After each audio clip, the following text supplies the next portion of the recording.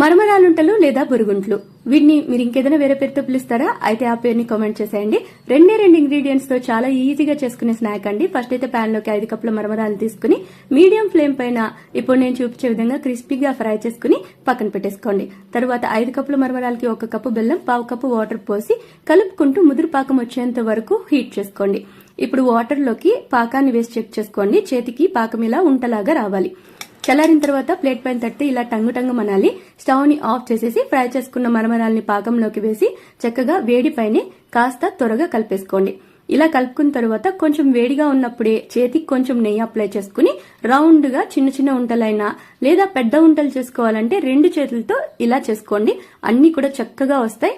పిల్లలకి కావాలంటే కొంచెం చిన్నవి ప్రిపేర్ చేసి చేయండి. చల్లారిన తర్వాత ఎంతో క్రిస్పీగా వస్తాయండి. వింటున్నారు కదా సౌండ్, ఎంతో బాగుంటాయి. మీరు కూడా తప్పకుండా ట్రై చేసేసేయండి.